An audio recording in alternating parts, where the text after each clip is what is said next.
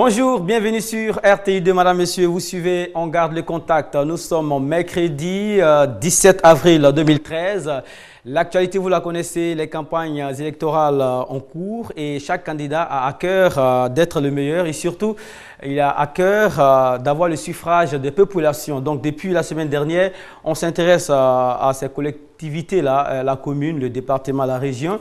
La semaine dernière, on était sur les questions du conseil municipal, de la mairie et du maire. On a connu le domaine d'intervention du maire, le domaine d'intervention du conseil municipal et aussi les limites du maire et ou de la mairie. Aujourd'hui, on va s'intéresser au conseil régional parce que ce conseil-là est concerné par ces élections couplées. Et pour en parler, nous avons fait appel à quelqu'un qui répond au profil, point pour point.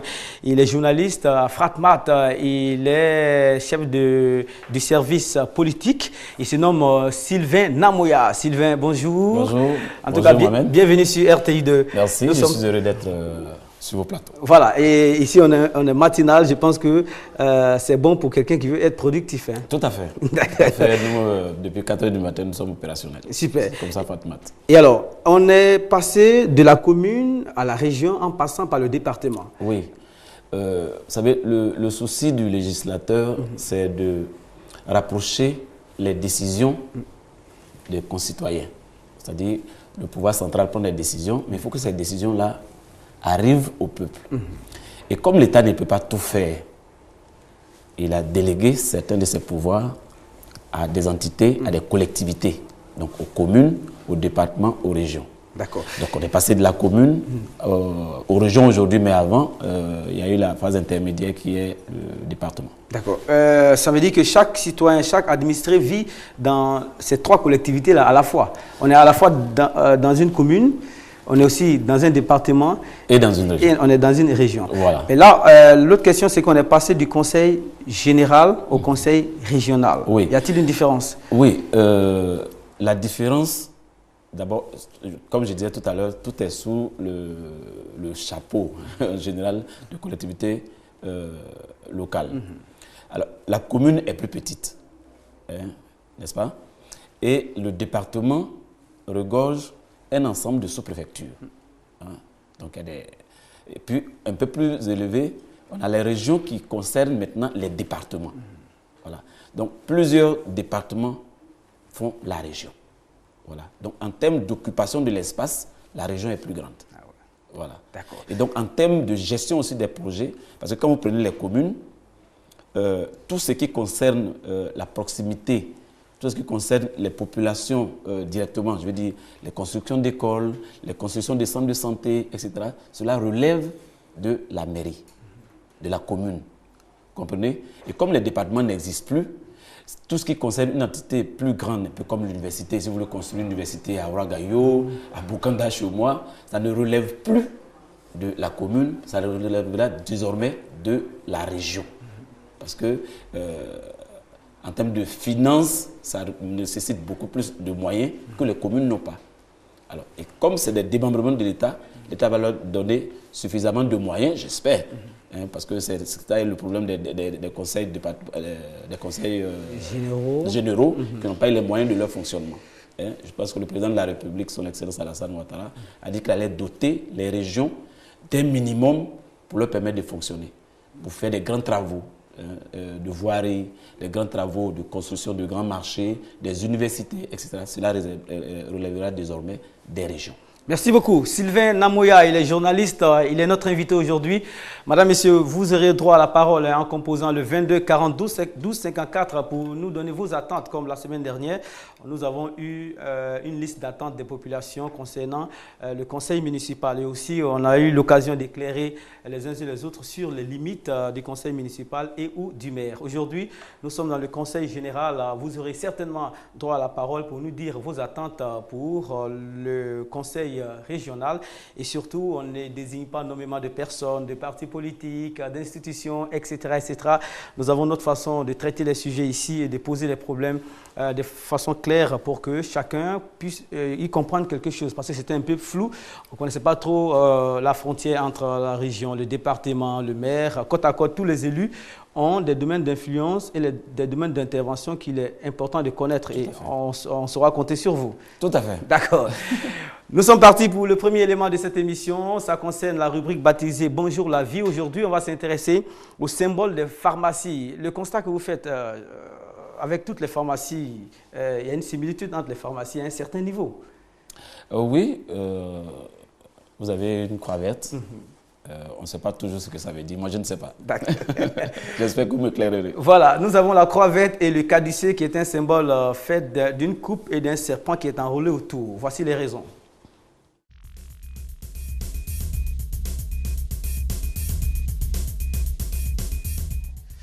Voilà, bonjour la vie. On va donc partir pour le tout premier élément. Madame, Messieurs, il s'agit de ce qu'on va appeler les symboles de la pharmacie, les signes qui distinguent une pharmacie d'une autre institution ou encore d'un autre établissement. Donc, pourquoi la croix verte représente la pharmacie? Si Luku Kofi Toussaint est prêt, nous sommes partis pour cela.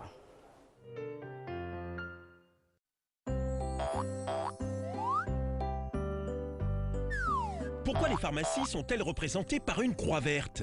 Les pharmacies sont signalées par une croix verte dans la rue pour qu'on puisse les repérer de loin.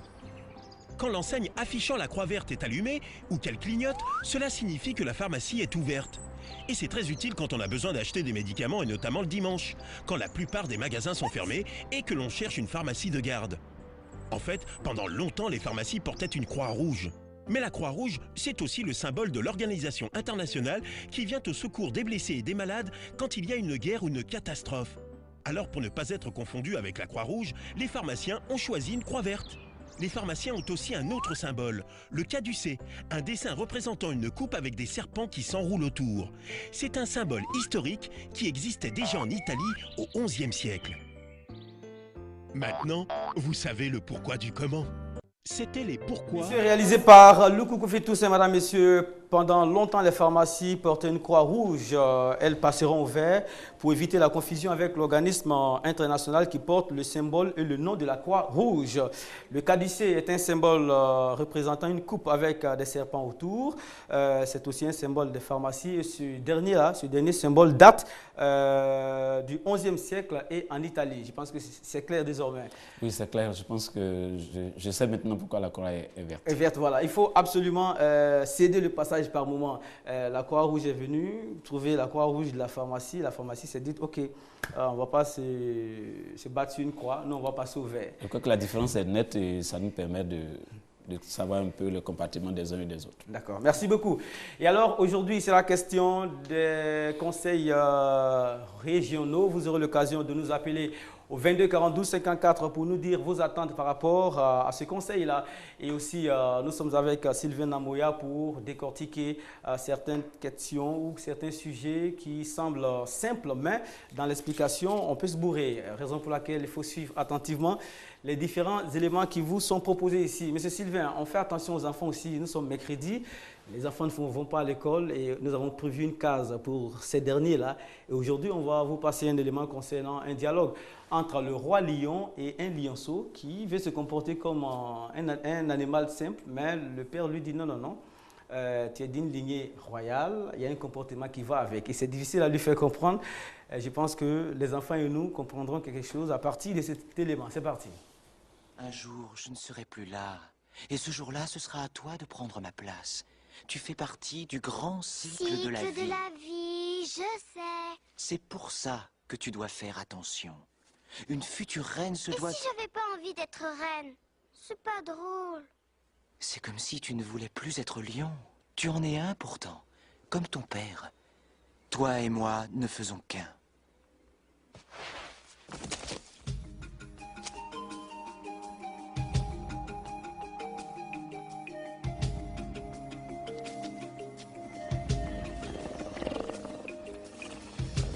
Dans notre vie, il y a tant de choses qu'on voit. sans les comprendre. Car le temps va son chemin, quels que soient nos desseins, sans nous attendre. Et pourtant tu verras, nous marcherons près de toi, quels que soient les caprices du destin. Comme les lions par millions, par le cœur ne font plus qu'un. Tous ensemble, avec toi, nous sommes un.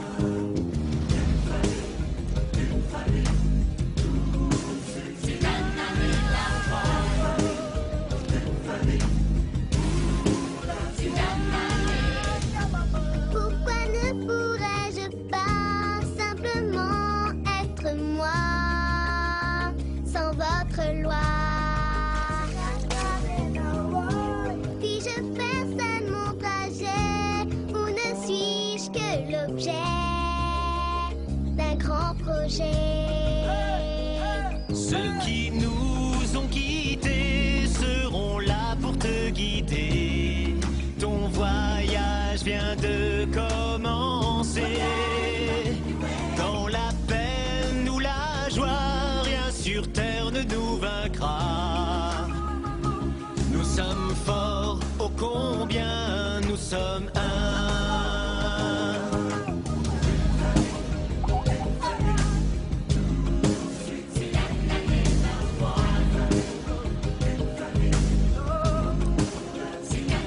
Toi et moi sommes pareils, tout comme la terre et le ciel. Une seule famille sous le soleil. Ton courage, ton soutien, tu les trouveras chez les tiens. Car nos cœurs et le tien ne font qu'un.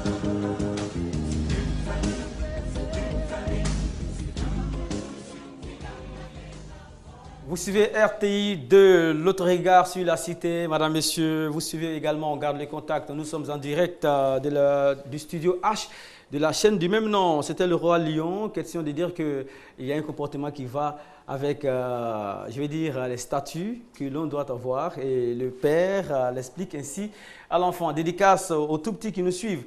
Monsieur Sylvain, votre astuce pour maintenir la forme tous les matins, tous les jours, afin d'être productif, vous avez une formule pour cela?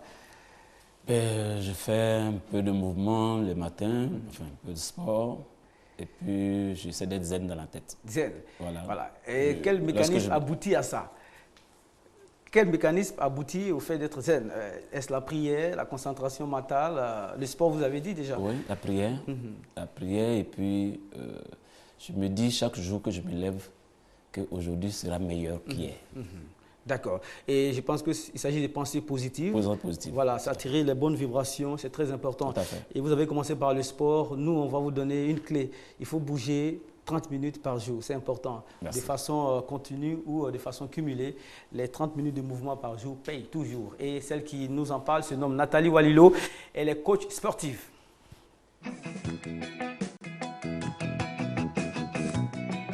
Il faut que je fasse du sport. Ok, alors pompe, abdos et un petit foot ce week-end. Arrête de faire n'importe quoi. Il faut bouger 30 minutes par jour, pas s'agiter. Nathalie, que peut-il faire comme sport au quotidien? Si 30 minutes d'affilée sont difficiles à trouver pour vous, rien ne vous empêche de les fractionner. Le but, c'est de mettre votre corps en mouvement et d'essayer d'atteindre ces fameuses 30 minutes par jour au total. Pourquoi ne pas essayer de cumuler 5 minutes par-ci par-là? En descendant une station plus tôt de son transport en commun, sortir un peu plus longtemps le chien, bannir l'ascenseur, profiter des belles journées pour faire des grandes balades en famille le week-end, profiter des publicités à la télévision pendant le film du soir pour faire quelques exercices de renforcement musculaire. Même une séance express sera bénéfique. Ne vous dites pas que pour 5 minutes ça vaut pas le coup, ça vaut la peine. Rappelez-vous, on peut atteindre ces fameuses 30 minutes en les cumulant. Merci Nathalie. Ah, je suis au top là. Moi aussi. Le but ici, c'est de mettre son corps en mouvement pendant 30 minutes durant la journée. Il faut atteindre les 30 minutes. Bon, je pense qu'on n'a pas ce problème-là ici. Les activités nous amènent ça et là. Ah oui. Surtout chez vous, il y a de l'espace, donc vous bougez entre les services. Oui, on bouge entre les services, on bouge pour aller en reportage, on bouge pour faire nos papiers, on bouge pour faire la mise en page, on bouge pour faire le journal. Et quand vous voyez Fraternité Matin dans les kiosques le matin, vous ne pouvez pas vous imaginer tout le travail qui se fait du matin jusqu'à 1h, voire 4h du matin. Et vous travaillez jusqu'à très tard dans la nuit, surtout au cours de la préparation de ce programme. On a eu le temps de le constater. Merci. On va également faire un clin d'œil à ceux qui sont à la recherche de leur premier stage ou leur premier emploi. Il y a des erreurs à éviter. Et aujourd'hui, les erreurs qu'on va éviter, ce sont des erreurs sur le curriculum vitae ou CV, si vous préférez. Vous avez certainement quelque chose à dire dessus, juste après ce qu'on va voir. D'accord. Voilà, cette erreur à éviter sur le CV, c'est par Yves Gauthier, il est coach en la matière. Bonjour, dans cette vidéo, vous allez découvrir les 7 erreurs qui plombent le plus les CV. Je suis Yves Gauthier, coach en entretien d'embauche et de motivation. Première erreur, un aspect visuel peu attrayant. Des blocs de texte, du gras, du souligné, plusieurs couleurs. Là, le recruteur se dit, voilà un candidat qui n'a pas fait l'effort d'organiser la formation. Ce candidat ne respecte pas mon temps, ce CV part directement à la poubelle. Deuxième erreur, l'absence de hiérarchie dans l'information. C'est-à-dire que le rédacteur du CV va donner la même place pour une expérience de 4 mois ou pour une expérience de 5 ans. Là, le recruteur se dit, ce candidat n'a pas le sens des priorités. Troisième erreur, un aspect trop découpé. On a l'impression que le candidat est passé d'un poste à l'autre un petit peu au petit bonheur. Là, le recruteur se dit, ce candidat est instable. Quatrième erreur, des présentations de postes trop descriptives. On a un peu le sentiment de lire une offre d'emploi. Là, le recruteur se dit, bon, tout ça c'est très bien, mais ce sont des généralités. Qu'est-ce que ce candidat a fait sur le terrain ? Mystère. Cinquième erreur, des trous dans le CV qui ne sont pas justifiés. Un trou, c'est une période de plus de 6 mois où effectivement il y a un vide. Là, le recruteur se dit, ce candidat me cache quelque chose. Sixième erreur, des redites d'un poste à un autre. C'est-à-dire que le rédacteur du CV va reprendre les mêmes morceaux de phrases. Par exemple, il va écrire reporting, reporting aux actionnaires, etc. Et là, le lecteur du CV se dit, ce candidat n'a pas progressé, il a toujours fait les mêmes choses d'un poste à un autre. Septième erreur, très fréquente sur les CV, ce sont des mentions générales. Diplomate, à l'écoute, bon relationnel, des mentions très générales. Et là, le recruteur se dit, mais ce candidat est un petit peu naïf, s'il pense que je vais le croire sur parole, eh bien, il se trompe. Voilà, les erreurs à éviter, il y en a tellement. Je veux dire que Yves Gauthier, là, il nous éclaire concernant ce qu'il faut éviter. Moi, ce que je retiens ici, c'est l'adjectif des trous dans le CV. Oui, mais il dit beaucoup de choses à la fois. Parce que souvent, les CV, on le fait un peu à la main levée. Mais quand vous écoutez ce qu'il dit, il faut prendre la plus grande attention pour faire un CV. Et c'est très instructif. Je pense que vous avez eu vraiment le nœud creux de passer ce genre de sujet à l'antenne. On va donc reprendre pour vous les erreurs à éviter. Il faut éviter un aspect visuel peu attrayant. Donc, votre CV doit être présentable, être bien présentable. Éviter les ratures, éviter les surcharges, éviter trop de texte. C'est très important parce que le recruteur n'aura pas le temps de vous lire. Et aussi, il faut éviter de donner les informations pêle-mêle. Il faut hiérarchiser les informations vous concernant. Éviter également les infos pêle-mêle, comme on vous l'a dit. Et aussi éviter des présentations des postes trop descriptives. Il ne faut pas aller dans le détail dans la présentation de votre poste. Il faut montrer que vous pouvez condenser beaucoup d'idées dans peu de phrases. Évitez de passer les périodes creuses sous silence.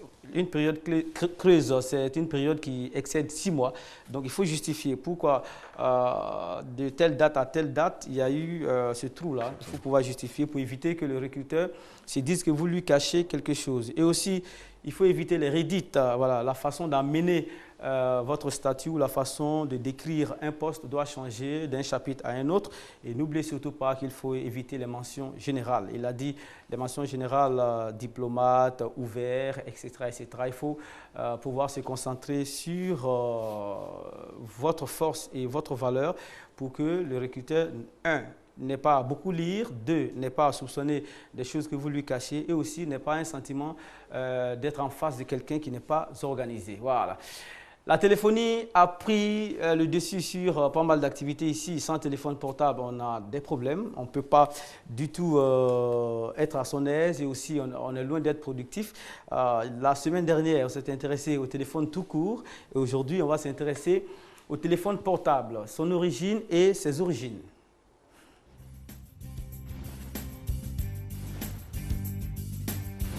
Il était une fois le téléphone portable.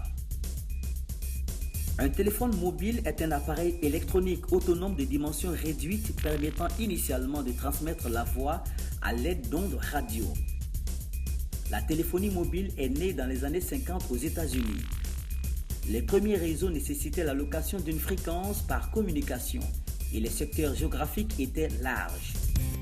Alors la conséquence des secteurs géographiques larges, c'est qu'on avait peu d'abonnés au kilomètre carré.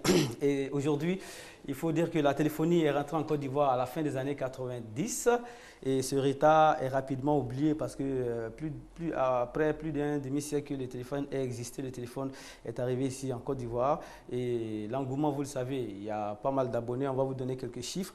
Au 31 décembre 2012, le nombre d'abonnés enregistrés sur l'ensemble des réseaux mobiles ivoiriens se chiffre à 19 826 837 abonnés, donc près de 20 millions d'abonnés, soit un taux de pénétration de 85,43%. Je veux dire que c'est une bonne affaire. La téléphonie mobile, c'est florissant quand même. Oui, c'est florissant, c'est une bonne affaire. Je pense qu'aujourd'hui, malgré la crise, le secteur du téléphone fait partie des secteurs qui embauchent et qui se bonifient, qui étend ses activités. Mais aujourd'hui, le téléphone fait partie des habitudes des Ivoiriens. On ne peut rien faire aujourd'hui sans téléphone. Après, vous m'avez appelé hier, par téléphone, vous m'avez envoyé le message pour dire, bon, c'est à telle heure nous nous rencontrons. Aujourd'hui, on ne peut rien faire avec le téléphone. Qui plus est, quand nous sommes dans la presse, nous qui sommes dans la presse, c'est, j'allais dire encore plus grave, c'est-à-dire c'est notre outil de travail. Vraiment, parce qu'aujourd'hui, vous allez partout, en Allemagne, enfin je veux dire en Europe, un peu partout. Vous êtes connecté à un Wi-Fi, vous faites votre article, vous balancez à l'instant, dans les 5 minutes, votre chef à l'article, et puis bon, voilà. On gagne du temps, on gagne de l'argent, vraiment. C'est l'une des inventions qui fait partie de ce qui a révolutionné quand même le monde. D'accord. Sylvain Namoya, il est chef de service politique à Fraternité Matin. Il est là en sa qualité de journaliste pour nous aider à comprendre certaines notions de l'actualité ici en Côte d'Ivoire. Il s'agit des élections municipales et régionales.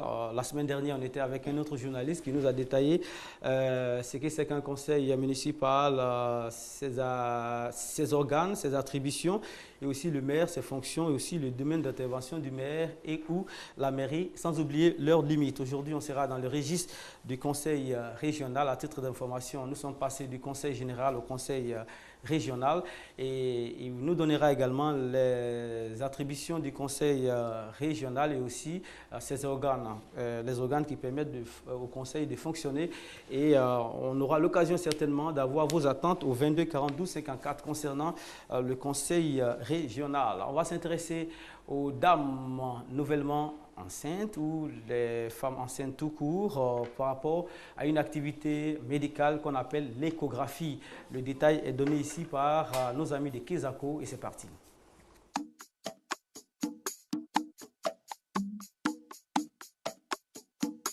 Comment fonctionne une échographie? L'échographie consiste à envoyer du son dans le corps vers les organes que l'on veut voir et analyser comment ce son est réfléchi par ces organes.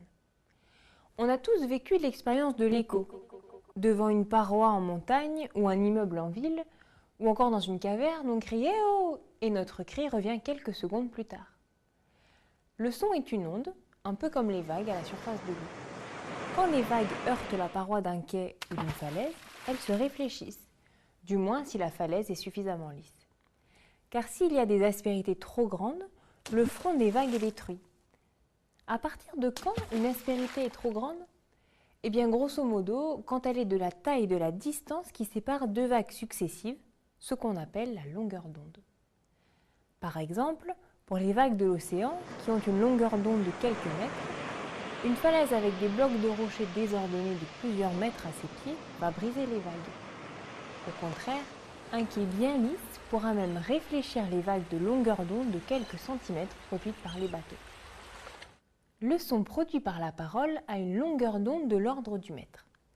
Face à un immeuble moderne à la façade lisse, le son est donc réfléchi. Si l'on crie face à l'immeuble, l'onde sonore se propage jusqu'à la façade, puis se réfléchit et revient. Nous entendons l'écho. Comme le son se propage dans l'air à 340 mètres par seconde, le temps de retour de l'écho sera de 2 secondes si l'immeuble se trouve à 340 mètres, le temps de faire l'aller-retour. Et bien sûr, on n'entendra l'écho que si l'on a crié suffisamment fort pour être entendu à 680 mètres, la distance totale parcourue par le son. Dans une pièce, les meubles devant les murs jouent le rôle des aspérités des parois et brisent l'écho. Mais dans une pièce vide, le son est très bien réfléchi par les murs. Si l'on est au centre d'une pièce de 4 mètres sur 4 mètres, le son ne met que 1 centième de seconde pour revenir à nos oreilles. On a l'impression que les voix résonnent, bien que ce soit en fait de l'écho. Si l'on était capable de mesurer avec précision le temps que met le son pour revenir, on pourrait en déduire la distance entre nous et le mur. D'ailleurs, c'est de cette façon que fonctionnent la plupart des télémètres que l'on trouve en grande surface. On dirige le télémètre vers la surface, dont on veut connaître la distance, on envoie un bip sonore, on mesure le temps qu'il met pour revenir, et le tour est joué. La précision de la mesure dépend de la longueur d'onde du son utilisé. Pour ne pas gêner l'utilisateur, les télémètres utilisent un son dans une gamme de fréquences inaudibles, ce qu'on appelle les ultrasons. Ces ultrasons ont une longueur d'onde de 9 mm et la précision de la mesure sera donc de l'ordre du centimètre. Dans une pièce avec des murs de forme complexe, il suffit de déplacer le télémètre en face de chaque mur pour reconstituer le plan de la pièce. L'échographie fonctionne exactement sur le même principe. L'instrument utilisé, l'échographe, est un télémètre à ultrasons relié à un ordinateur. Celui-ci a pour tâche d'analyser les temps de retour du son pour reconstituer une image des organes qui réfléchissent le son. L'échographe a besoin d'une précision de l'ordre d'1 mm et il fonctionne donc avec des ultrasons de très petite longueur d'onde, typiquement inférieurs au millimètre. Pour échographier un fœtus ou un organe, on place la sonde au contact de la peau, au plus près de l'organe ou du fœtus. On utilise un gel pour améliorer le contact entre la sonde et la peau, pour que le son ne se réfléchisse pas sur la peau et entre bien dans le corps. L'échographie permet de visualiser l'intérieur du corps humain, mais elle peut beaucoup plus. Par exemple, on peut mesurer grâce à l'effet Doppler la vitesse de déplacement du sang à l'intérieur des artères, des veines ou du cœur. En effet, quand une onde sonore est réfléchie par un objet en mouvement, sa longueur d'onde est modifiée proportionnellement à la vitesse de l'objet. En comparant la longueur d'onde de l'écho à celle du son initial, on peut donc en déduire la vitesse de l'objet. C'est l'échographie Doppler. Voilà, on retiendra que l'échographie permet de visualiser l'intérieur du corps humain en y envoyant du son vers les organes ciblés et analyser comment ces organes comment ce son est réfléchi par ces organes. Et l'échographie, tout le monde le sait, est un moment privilégié pour la femme enceinte. Et pendant la période de grossesse, la femme effectue au minimum 3 échographies. La première entre la 10e et la 13e semaine, la seconde entre la 20e et 22e semaine et la 3e échographie vers la 30e semaine. Donc entre 7 et 8 mois, la femme fait la 3e échographie par rapport à sa grossesse. Un commentaire? Bon, c'est très instructif. Je pense qu'aujourd'hui, la science a beaucoup progressé. Et ça permet vraiment de se préparer, de maîtriser un peu plus son corps, un peu plus les maladies liées à la grossesse, etc. Ça aide à suivre la grossesse vraiment de bout en bout. D'accord. N'oubliez surtout pas, le 22 42 54 sera ouvert dans la rubrique baptisée La tasse d'été. Cette émission se divise en 2 grandes parties. La première partie, c'est Bonjour la vie. Et dans cette partie, l'on répond à des questions telles l'échographie, la croix verte pour symboliser les pharmacies, etc., etc. Et la seconde partie est faite d'une discussion autour d'une question d'actualité. Et aujourd'hui, on parlera des conseils régionaux. C'est très important. Il faut absolument que chacun ait sa part de parole pour que le choix ne se fasse pas de façon fortuite ou encore de façon fantaisiste. Il faut pouvoir connaître le domaine d'intervention du conseil régional et aussi savoir ce que l'on peut réclamer d'un conseil régional et ce que l'on ne peut pas réclamer de ce conseil-là. On va passer aux brèves. Ce sont des nouvelles pour vous d'activités culturelles qui se sont produites ici en Côte d'Ivoire ou partout ailleurs dans le monde. Le coup Kofi Toussaint.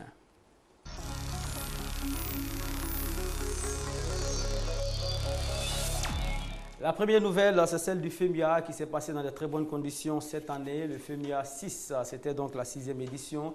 L'innovation cette année, c'était une version éclatée. Donc, vous avez remarqué qu'il y a eu une scène à Bobo et à Bobo s'est très bien comporté à relever le défi de l'ordre et de la discipline. Donc, il faut tout le temps faire confiance aux gens. Hein. Les célébrités sont venues des 4 coins du monde pour donner un peu de joie au petit village d'Anmambo et par extension au district d'Abidjan.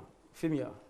FEMIA, j'ai retenu une phrase du ministre Ahmed Bakayoko, que le groupe Assalfo et son groupe ont persévéré, ils ont cru, ils ont travaillé et ils sont arrivés à ce résultat. Je pense que ça doit inspirer tout jeune en Côte d'Ivoire et dans le monde. D'accord. L'autre point, il s'agit du Salon international de l'agriculture qui aura lieu au Maroc du 24 au 28 avril. L'abrégé, c'est SIAM, Salon international de l'agriculture du Maroc. Et ça se passe dans la ville de Meknes. La Belgique est l'invité d'honneur de cette 8e édition. La précédente avait attiré 600 000 visiteurs. Le troisième point concerne la foire internationale du livre d'Abu Dhabi, Émirats arabes unis. Le lauréat du prix international de la fiction arabe doté de 60 000 $ sera désigné juste avant l'ouverture du salon. Ça sera donc du 24 au 29 avril. Et le 25 avril, très précisément, ce sera la journée mondiale de lutte contre le paludisme à l'instigation de Rollback Malaria qui fédère les efforts de 500 partenaires, États, ONG, secteur privé, Banque mondiale, OMS, etc., etc. Donc, on pourra retenir ces différents rendez-vous. Le Salon international de l'agriculture du Maroc du 24 au 28 avril. Le 24 et le 29 avril aura lieu la foire internationale du livre d'Abu Dhabi aux Émirats arabes unis. Et le 25 avril, ça sera la journée mondiale de lutte contre le paludisme. On y va actuellement en dehors de la Côte d'Ivoire pour nous intéresser aux activités de Madouf. Elle est artiste résidente en Côte d'Ivoire, elle est béninoise d'origine. L'année dernière, elle a fêté ses 16 ans de musique et cette année, elle a fêté les 17 ans. C'était dans son pays d'origine, au Bénin. On vous passe cet élément ici. Tout se passe bien. Elle sera en ligne avec nous.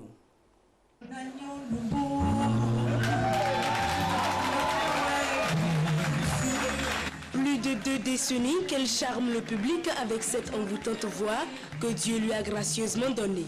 Mais lorsque la chanteuse Madou évoque le début de sa véritable carrière professionnelle, elle choisit comme repère l'année 1996. En effet, c'est à cette époque qu'elle a reçu le premier prix de son aventure musicale. 17 ans donc de présence sur scène pour cette artiste qui a décidé de marquer cet anniversaire. À l'occasion, elle évoque la récompense qui a été un tournant décisif dans sa vie artistique. Pour moi, c'est énorme, c'est une reconnaissance. C'est mieux qu'une médaille. Vous savez, souvent, quand les artistes meurent, on leur donne des décorations à titre posthume. Non, la meilleure décoration, c'est la reconnaissance du peuple. Et je dis merci à mon peuple.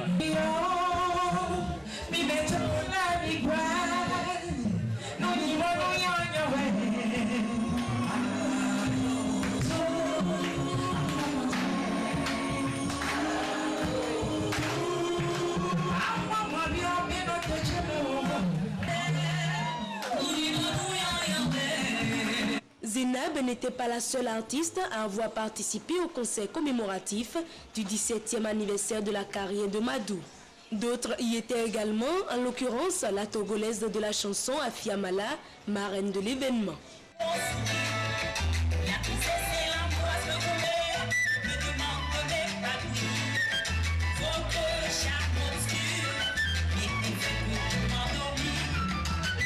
La conscience que l'artiste Afia Mala est venue soutenir a une dimension internationale. Du fait de leur qualité, les œuvres phonographiques de Madou sont consommées hors de son Bénin natal. Ces chansons, ces œuvres ont dépassé les limites du territoire national et sont aujourd'hui dans le reste du monde.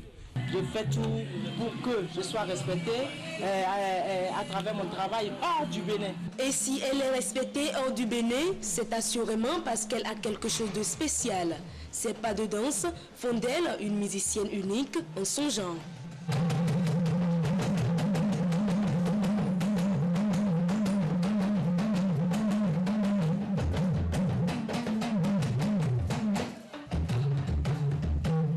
Tous ces fans qui n'ont pu assister à cette fête ont de quoi lui offrir un cadeau d'anniversaire. Achetez le best-of de Madou, intitulé Délices, et lancé au cours de ce concert. Merci beaucoup. Madou, elle est en Côte d'Ivoire et ça se passe très bien pour elle. Elle est une diva, elle a souhaité être une diva. Et elle est sur le chemin. Il faut retenir qu'elle a été tour à tour danseuse, actrice et aujourd'hui, elle est artiste confirmée. Donc, c'est tout à son honneur. Madou, si tout se passe bien, doit être en ligne avec nous. Elle est là. Madou, bonjour. Bonjour. En tout cas, bravo. On a vu autour de vous Zainab et toutes les autres célébrités du Bénin. C'est-à-dire que le 17e anniversaire a fonctionné comme vous l'avez souhaité. Hein? Ah oui, ça s'est très bien passé. Déjà, bonjour à toute la Côte d'Ivoire. Et ça s'est très bien passé au Bénin. D'accord. Et aujourd'hui, vous êtes de retour en Côte d'Ivoire. Il y a des activités en vue? Oui, naturellement, je commence le 7e album. Donc, on est en train de finaliser les chansons pour le 7e album. Et puis, voilà, essayer quand même de faire parler un peu de Madou. D'accord. Ce qu'elle fait. D'accord. Vous savez, on ne peut jamais de faire la promo. Et sans la média, on ne peut rien. Je vous dis déjà merci à RCI pour ce que vous faites pour la culture africaine. Merci beaucoup, Madou. Excellente journée. Et nous espérons que nous serons bien au courant de